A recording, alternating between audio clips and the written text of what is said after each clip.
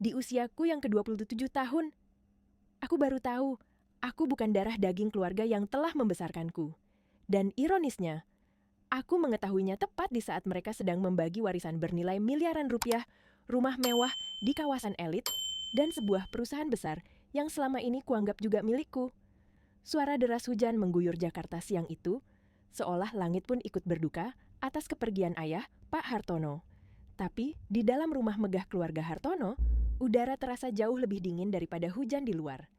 Dingin bukan karena cuaca, tapi karena hati manusia yang membeku oleh keserakahan. Aku, Manda, duduk di sudut ruangan dengan hijab hitam panjang yang menutupi wajahku yang pucat. Di depanku, Ibu Ratna. Wanita yang selama ini kupanggil ibu, menatapku dengan pandangan yang tak lagi menyembunyikan kebencian. Di sebelahnya, duduk Dimas dan Siska, dua kakak angkatku yang sibuk menahan senyum penuh kemenangan. Ruang tamu yang megah itu kini terasa seperti ruang sidang, dan aku adalah terdakwanya. Di tengah keheningan, Tuan Burhan, pengacara keluarga, membuka map coklat besar berisi wasiat terakhir almarhum ayah. Suaranya bergetar ketika mulai membaca pembagian aset, uang tunai dan deposito senilai total R miliar. Sebuah perusahaan besar, Hartono Jaya, dan satu unit rumah mewah di tepi pantai Ancol. Setiap kalimatnya seperti pisau yang menggores perasaanku. Aku tidak peduli dengan harta itu. Aku hanya ingin proses ini cepat berakhir. Aku ingin keluar dari ruangan yang menyesakan ini. Namun tiba-tiba, suara Ibu Ratna memotong dengan tajam, membuat jantungku berhenti berdetak. Tunggu dulu Tuan Burhan. Semua mata langsung tertuju padanya. Ia memutar tubuhnya, menatapku penuh kebencian yang dingin. Sebelum kau membacakan wasiat itu, ada satu hal yang harus kuluruskan. Suasana menegang. Dimas dan Siska saling menatap, seolah mereka tahu apa yang akan terjadi. Dan aku hanya bisa menggenggam ujung jilbabku erat-erat, karena entah kenapa ada firasat buruk yang menusuk hingga ke tulang. Ibu Ratna berdiri. Langkahnya lambat tapi tegas, seperti seekor predator mendekati mangsa. Manda, suaranya tajam, dingin, menghujam. Kau sebenarnya bukan bagian dari keluarga kami. Waktu seakan berhenti. Aku hanya bisa menatapnya, tak mengerti. Sebelum akhirnya bibirku bergetar dan suaraku pecah. Ah, apa maksud ibu? Ratna tertawa kecil, tawa yang sinis menusuk. Bodoh sekali kau pikir aku ibumu.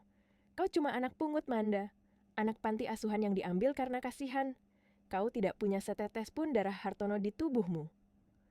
Dunia di sekelilingku hancur dalam sekejap. Darahku seolah berhenti mengalir. Kata-kata anak pungut terus terpantul di kepalaku seperti gema yang tak mau hilang. Aku menatap wajah Ibu Ratna, wanita yang selama 27 tahun kupanggil ibu, tapi kini tampak seperti orang asing. Kau tidak punya darah Hartono sedikit pun, katanya lantang, suaranya menggema memenuhi ruang tamu megah itu. Aku menoleh ke arah Dimas dan Siska, berharap sedikit rasa belas kasihan dari mereka. Tapi yang kulihat hanyalah senyum miring di wajah Dimas dan tawa tipis dari Siska. Selamat ya Manda, ujar Dimas sambil menatapku dengan ejekan. Kau sudah hidup enak selama 27 tahun, gratis. Iya, anggap saja sekarang waktunya kembali ke tempat asalmu, timpal Siska dengan nada sinis. Air mataku mengalir tanpa bisa kutahan. Bu, kenapa? Kenapa ibu baru bilang sekarang? Suaraku nyaris tak terdengar. Ratna mendengus dingin, matanya menyipit. Karena ayahmu yang bodoh itu sudah mati. Selama ini dia yang melindungimu, bahkan ingin memasukkan namamu ke dalam wasiat. Tapi aku tidak akan membiarkannya. Ia menoleh ke arah Tuan Burhan, pengacara yang tampak pucat dan kebingungan. Dengar baik-baik Tuan Burhan, hapus nama Manda dari pembagian warisan. Dia bukan ahli waris, dia orang luar. Tuan Burhan menelan ludah. Tangannya gemetar memegang map coklat itu. Tapi, Nyonya, di dalam surat wasiat. Lakukan saja, bentak Ratna. Aku tak mampu lagi berdiri tegak. Dunia yang kukenal selama ini runtuh dalam hitungan detik. Rumah yang kutinggali, kasih sayang yang kurasakan, semuanya palsu. Keluar dari rumah ini, desis Ratna. Tapi Bu, ini rumah Manda juga. Rumahmu. Ratna tertawa keras. Bahkan baju yang kau pakai pun aku yang membelinya. Sekarang ambil tasmu dan pergi.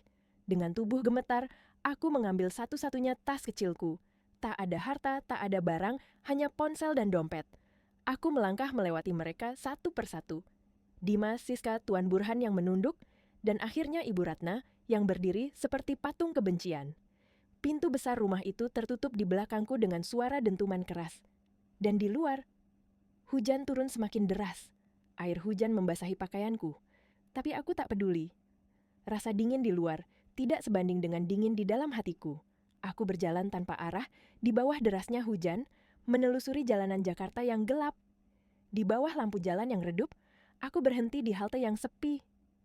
Tubuhku menggigil, tapi bukan karena cuaca, melainkan karena aku baru saja kehilangan segalanya, rumah, keluarga, bahkan identitasku sendiri.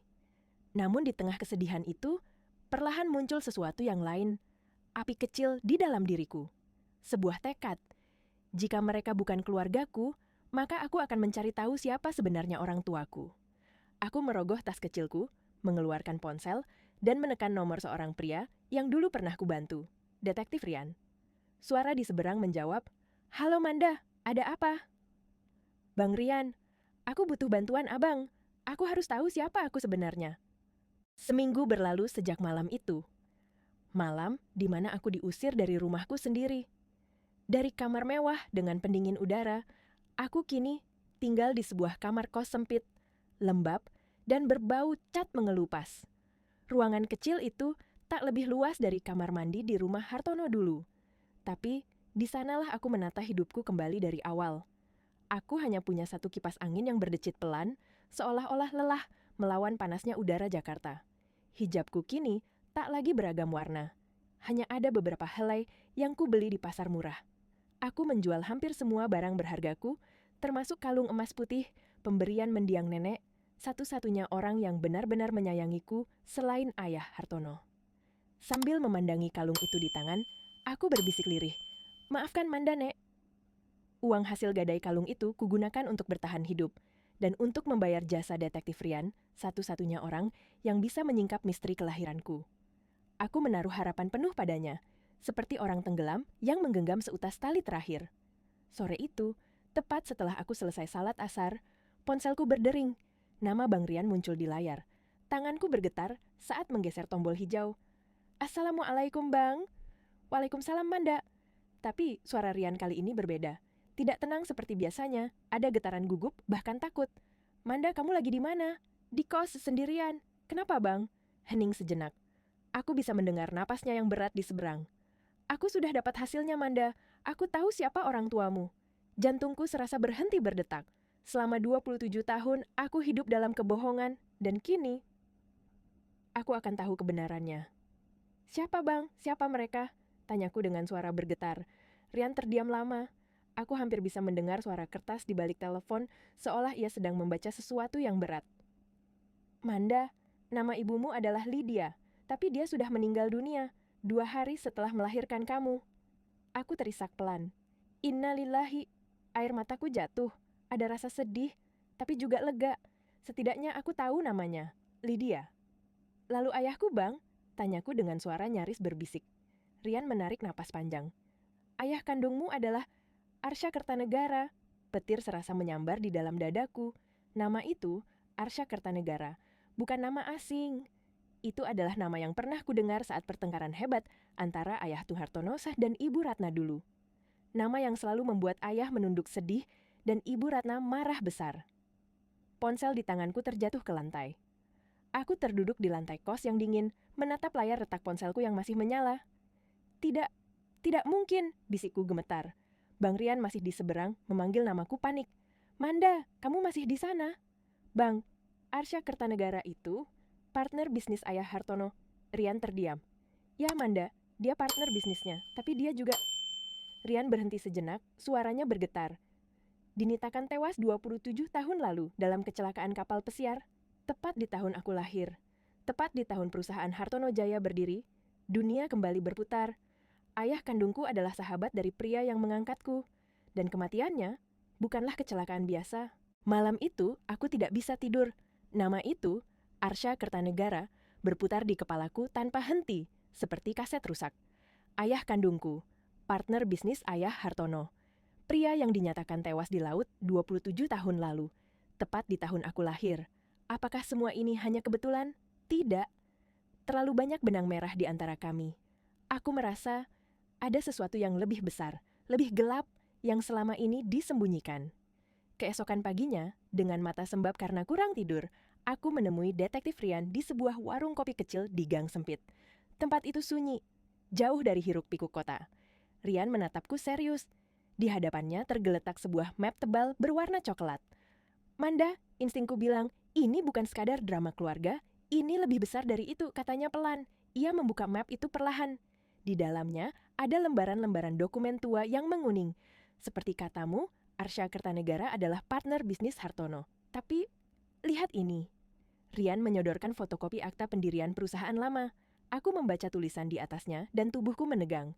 Nama aslinya bukan Hartono Jaya, tapi Kertanegara Group. Ya, lanjut Rian. Dan lihat porsi sahamnya. Arsya Kertanegara memiliki 90% saham, sementara Hartono hanya 10%. Aku menatap Rian tak percaya. Jadi, perusahaan besar yang selama ini dikenal sebagai milik keluarga Hartono, sebenarnya milik ayahku? Tepat, jawab Rian. Nama perusahaan itu diganti hanya 2 minggu setelah Arsya dinyatakan tewas. Hartono mengambil alih semua kepemilikan. Aku merasakan bulu kuduku berdiri.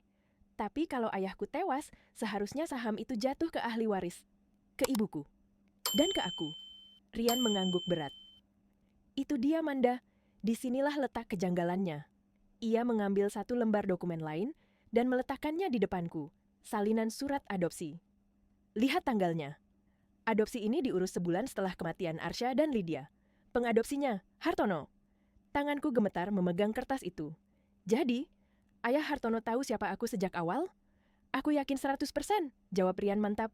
Dia tahu kamu adalah anak dari partnernya sendiri. Aku menatap langit-langit warung itu, berusaha menahan air mata. Ayah Hartono, pria yang selama ini melindungiku, ternyata tahu semuanya. Ia menyimpan rahasia besar selama puluhan tahun. Tapi kenapa? Kenapa ia memilih mengangkatku, bukan memberitahuku kebenaran?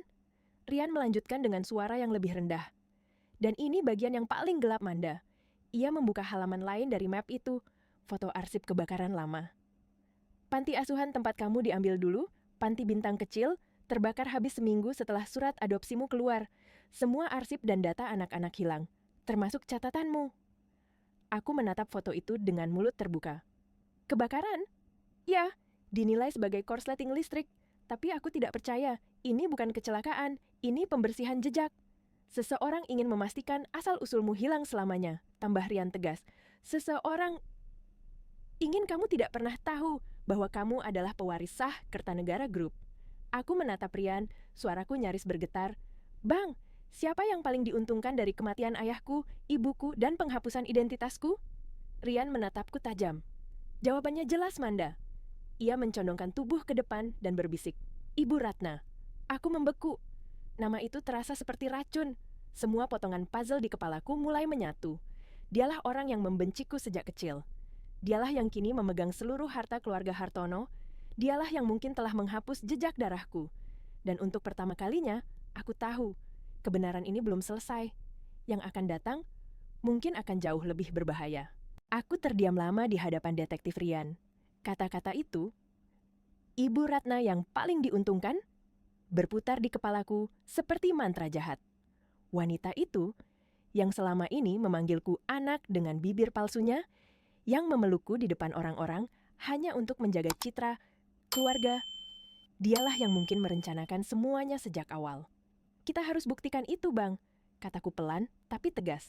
Aku tidak bisa menuduh tanpa bukti, Rian mengangguk. Aku sudah mencari satu nama, pria tua bernama Pak Suroso, mantan asisten pribadi Arsya Kertanegara. Dia satu-satunya orang yang masih hidup dan tahu bagaimana semua ini dimulai.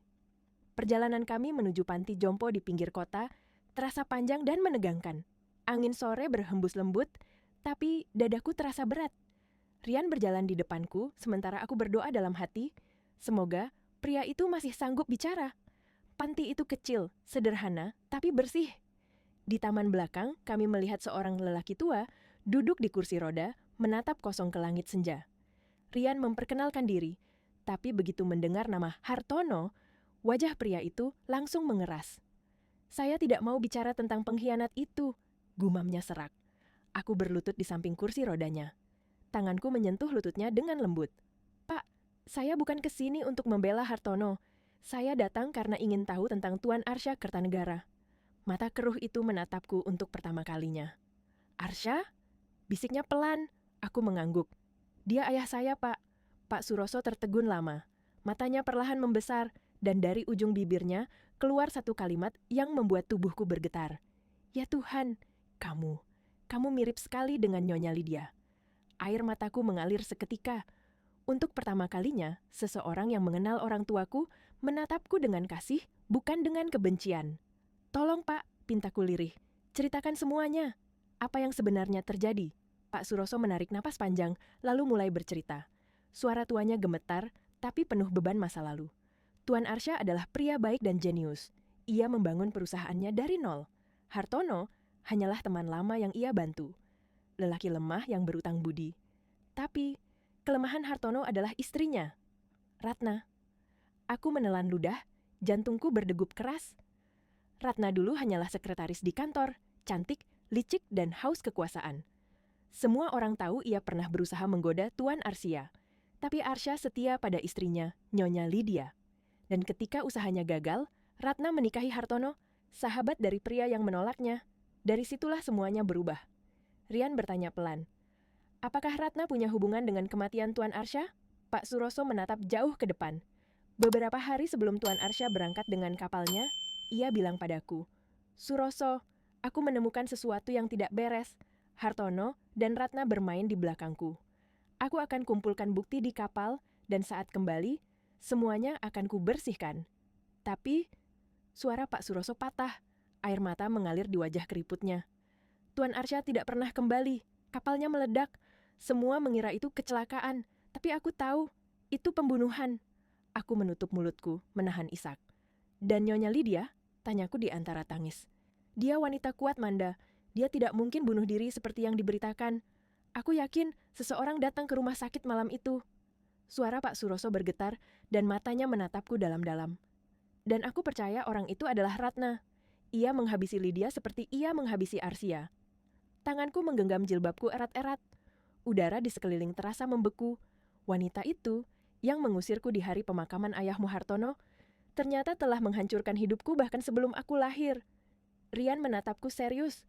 "Manda, kalau semua ini benar, kita sedang berhadapan dengan pembunuh berantai."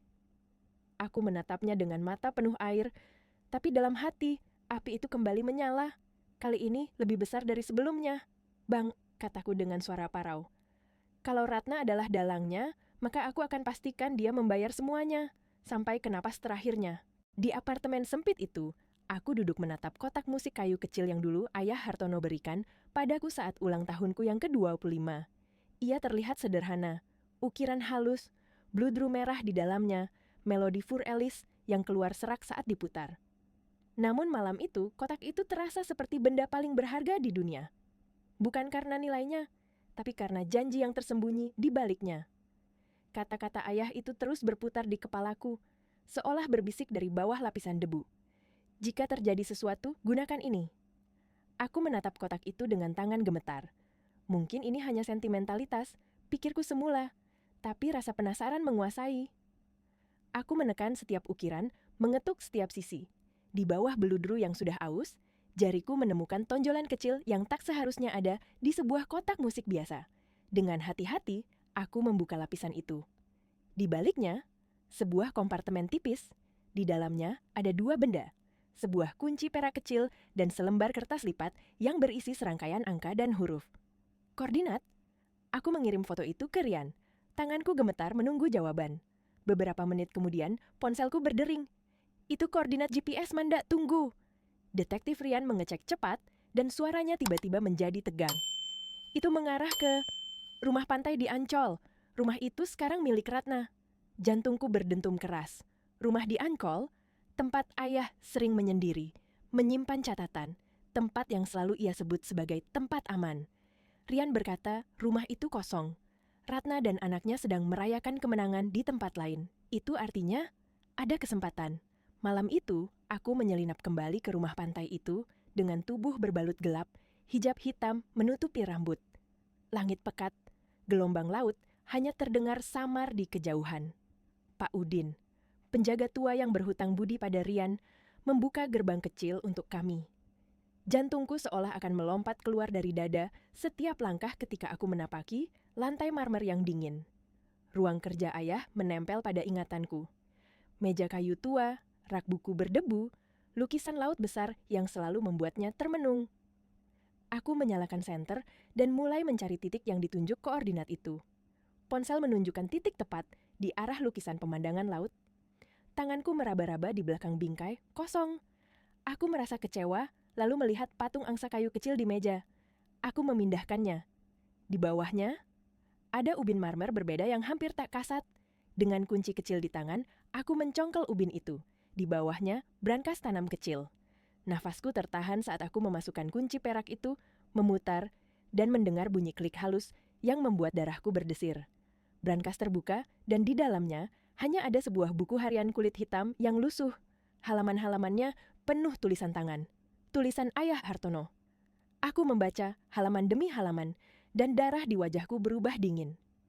Ayah menulis pengakuan, penyesalan, rasa bersalah, dan yang paling penting, pengakuan bahwa ia mengetahui kebenaran tentang Arsya Kertanegara. Dalam halaman-halaman yang tulisannya tiba-tiba kacau, ada kalimat yang memukulku seperti palu. Dia sudah meracuniku pelan-pelan. Ratna. Ada kekakutan, ada bekas cipratan tinta seolah penulis tiba-tiba terserang. Ayah menulis bahwa ia tahu Ratna telah mengkhianati, mencuri, dan bahkan mengatur kematian Arsya. Ia menulis semua ini dengan rasa bersalah mendalam, lalu menyebut sesuatu tentang kebenaran yang terpotong, sebuah kalimat yang tidak selesai. Aku memotret halaman terakhir itu dengan tangan gemetar. Bukti yang mengubah segalanya. Aku tidak bisa membawa buku itu keluar, terlalu berisiko. Jadi, aku menutupnya pelan dan mengembalikannya ke tempatnya, menyeka sidik jariku dari meja, lalu pergi secepat mungkin. Setiap langkah turun tangga berasa seperti langkah menuju takdir yang tak bisa kuhindari. Di luar, ketika pintu gerbang menutup, aku menangis. Bukan hanya karena ketakutan, tapi karena rasa dikhianati oleh orang-orang yang kupanggil keluarga. Tangis itu berubah menjadi bisik sumpah. Aku akan membawa kebenaran ini ke permukaan. Beberapa hari kemudian, dengan bukti foto halaman tersebut dan dokumen lain yang Rian kumpulkan, rencana kami lahir. Jika Ratna mencoba menghancurkan jejak dan membakar arsip, kami harus bergerak cepat. Kami tidak bisa mempercayai proses biasa. Ini bukan sekadar perebutan harta, ini soal nyawa yang direnggut dan sejarah yang dihapus. Langit Jakarta masih gelap saat mobil Rian berhenti di seberang gedung pencakar langit Hartono Jaya. Dari balik kaca jendela, aku menatap gedung itu. Menara megah yang berdiri di atas darah ayah kandungku, atas kebohongan yang menutupi hidupku sejak lahir.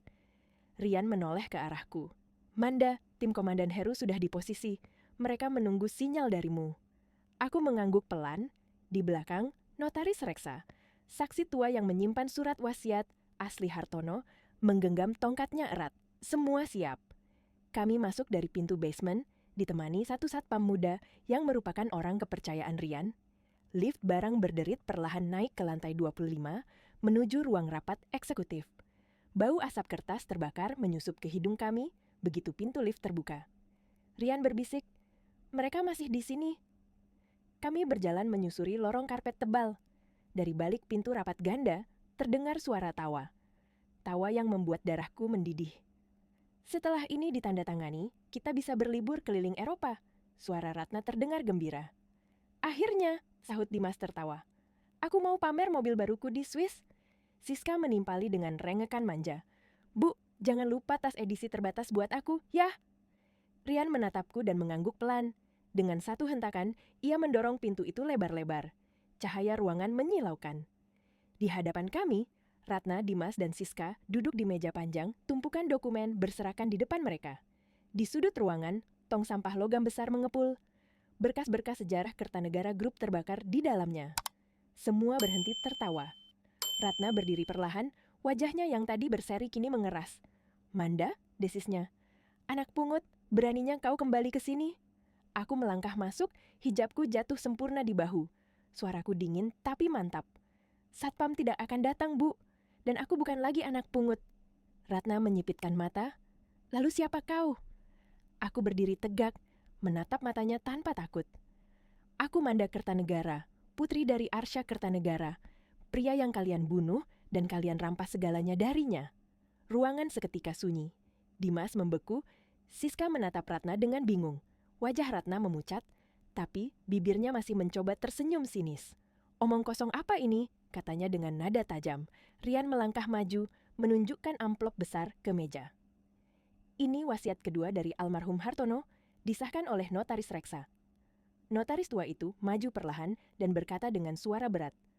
Sesuai wasiat terakhir, seluruh aset Hartono Jaya yang berasal dari Kertanegara Group dialihkan kepada ahli waris tunggal, Nona Manda. Tuan Burhan, pengacara keluarga, mengambil dokumen itu dengan tangan gemetar. Ini sah, tanda tangan, dan segelnya asli.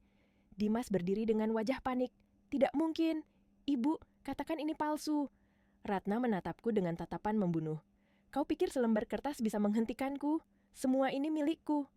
Aku mendekat, langkahku pelan tapi pasti. Kertas ini bukan untuk harta, Bu, tapi untuk kebenaran. Aku menatapnya lurus-lurus. Aku kesini bukan untuk uang. Aku kesini untuk ayahku, Arsya Kertanegara, yang kau tenggelamkan di laut. Untuk ibuku, Lydia, yang kau paksa minum obat hingga mati di rumah sakit. Dan untuk ayah Hartono, pria yang kau racuni pelan-pelan setiap malam di rumah ini. Dimas dan Siska menoleh dengan wajah kaget. Apa? Teriak Dimas. Ibu bilang itu serangan jantung. Ratna membisu, dan di saat itulah Siska dengan panik berteriak. Ibu, pembunuhan maksudnya? Kecelakaan kapal itu? Ibu bilang aman, tidak ada yang tahu. Siska menutup mulutnya cepat, tapi semuanya sudah terlambat. Rian mengangkat ponselnya tinggi-tinggi. Lampu merah kecilnya menyala.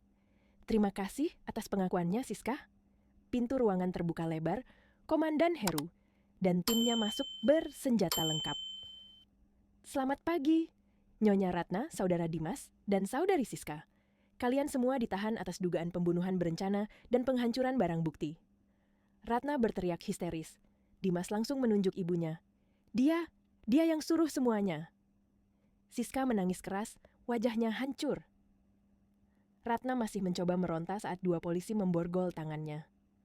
Lepaskan aku, kalian tidak tahu siapa aku. Kami tahu, Nyonya, kata Komandan Heru dingin. Dan sekarang semua orang juga akan tahu. Aku menatap Ratna sekali lagi. Selamat tinggal, Bu. Kau pikir kau menang? Teriak Ratna penuh amarah. Tidak, jawabku tenang. Aku hanya menegakkan keadilan untuk 3 nyawa yang kau ambil. Polisi menggiring mereka keluar. Ratna sempat menoleh dan berbisik penuh racun. Kamu anak pembawa sial, seharusnya aku singkirkanmu sejak dulu, seperti ibumu. Komandan Heru memberi isyarat pada polisi untuk mencatat ucapan itu. Itu adalah pengakuan terakhir dari seorang wanita yang hidupnya dibangun di atas kebohongan dan darah. Aku berdiri di tengah ruangan penuh abu dokumen yang terbakar, menatap berkas wasiat di tanganku. Air mataku jatuh, tapi kali ini bukan karena sedih, melainkan karena kelegaan. Ayah, Ibu, keadilan akhirnya datang. 6 bulan berlalu sejak malam penangkapan itu.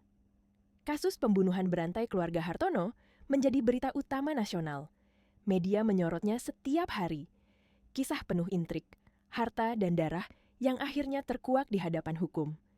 Di ruang sidang yang penuh wartawan, aku duduk tenang di barisan depan. Hijabku sederhana, warna biru muda. Tapi di balik kesederhanaan itu, ada kekuatan baru. Kekuatan seorang perempuan yang akhirnya tahu siapa dirinya. Di sebelahku duduk detektif Rian, yang selalu setia menemaniku sejak awal, dan Notaris Reksa, saksi tua yang membawa kebenaran sampai akhir. Di seberang, 3 terdakwa duduk dalam diam. Ratna, wajahnya kini kusam, tanpa riasan, matanya kosong. Dimas, kurus dan ketakutan, terus menunduk. Dan Siska menangis tanpa henti, suaranya serak memohon pengampunan. Hakim memukul palu kayu dengan suara tegas. Pengadilan memutuskan bahwa Nyonya Ratna terbukti secara sah melakukan 3 pembunuhan berencana terhadap Arsya Kertanegara, Lydia, dan Hartono. Terdakwa dijatuhi hukuman penjara seumur hidup. Ruang sidang hening. Ratna tidak menjerit. Ia hanya menatap kosong ke arahku sebelum akhirnya digiring keluar oleh petugas. Untuk pertama kalinya dalam hidupku, aku melihat wanita itu kalah, benar-benar kalah. Dimas dan Siska mendapat hukuman mereka sendiri, 20 tahun untuk Dimas, 15 tahun untuk Siska. Pengacara Burhan yang akhirnya bersaksi untuk menyelamatkan dirinya, divonis 5 tahun dan izin praktiknya dicabut. Keadilan telah ditegakkan, tapi bagiku ini bukan kemenangan, melainkan penebusan. 3 bulan kemudian, aku berdiri di balkon rumah pantai Ancol, rumah yang dulu penuh rahasia, kini menjadi tempat yang damai. Dindingnya telah dicat putih gading, udara laut menyentuh wajahku lembut. Di ruang tamu, logo baru menggantikan papan nama lama. Kertanegara Group, nama sejati yang akhirnya kembali ke tempatnya. Perusahaan itu kini kujalankan sendiri, dengan Rian sebagai Kepala Keamanan Internal dan Notaris Reksa sebagai penasihat hukum. Kami memulihkan keuangan, memberhentikan orang-orang Ratna, dan menata ulang semuanya dari dasar. Namun aku tahu sebagian besar dari kekayaan itu tidak untukku. Maka aku mendirikan Yayasan Ars Lydia Kertanegara, gabungan nama kedua orang tuaku, Arsya dan Lydia. Yayasan ini membantu anak-anak yatim yang kehilangan hak waris mereka karena dicurangi, agar tidak ada lagi manda-manda lain yang tumbuh tanpa kebenaran. Sore itu, aku sedang duduk di teras sambil menyeruput teh ketika ponselku berdering. Nomor tak dikenal muncul. Aku mengangkatnya. "Assalamualaikum, dengan siapa?" Terdengar isak tangis pelan di seberang. "Manda, ini aku Siska, aku telepon dari penjara." Aku terdiam. "Manda, tolongin aku. Ibu sudah gila, dia menjerit namamu setiap malam. Dimas dipukuli tahanan lain, kami butuh uang untuk perlindungan. Aku mohon Manda, kasih kami sedikit saja." Aku memejamkan mata, mengingat semuanya. Tawa Siska di hari aku diusir, ejekan Dimas, hinaan Ratna. Semua luka itu masih ada, tapi kini tak lagi berdarah. "Siska," kataku tenang. "Selama 27 tahun aku hidup di rumah itu, tak sekalipun kamu menganggapku saudara. Saat aku menangis, kamu menertawakan. Saat aku diusir, kamu diam. Saat aku menuntut keadilan, kamu membela pembunuh orang tuaku." Isak tangis di seberang semakin keras. "Aku tahu aku salah, Manda. Aku minta maaf." "Aku sudah memaafkanmu, Siska," ujarku lembut. "Tapi maaf tidak bisa menghapus konsekuensi. Kalian sedang menuai apa yang kalian tanam." "Jadi kamu nggak mau bantu?" Suaranya pecah. "Bukan aku tidak mau," jawabku datar. "Tapi keadilan harus berjalan." Aku menutup telepon perlahan, memblokir nomornya. Aku menatap langit jingga di atas laut yang berkilauan seperti emas. "Masa lalu sudah selesai," bisikku. Pak Suroso muncul dari dalam rumah, membawa 2 cangkir teh hangat. "Telepon dari siapa, Non?" Aku tersenyum tenang. "Dari masa lalu, Pak, dan sudah tertutup." Di meja kerja di dalam rumah, ada bingkai foto baru, foto ayah Arsya, ibu Lydia, dan aku di tengah mereka, tersenyum bahagia. Kini aku bukan lagi anak angkat, bukan lagi anak pungut. Aku adalah Manda Kertanegara, putri sejati dari keluarga yang pernah dirampas, kini berdiri kembali. Dan untuk pertama kalinya dalam hidupku, aku merasakan damai.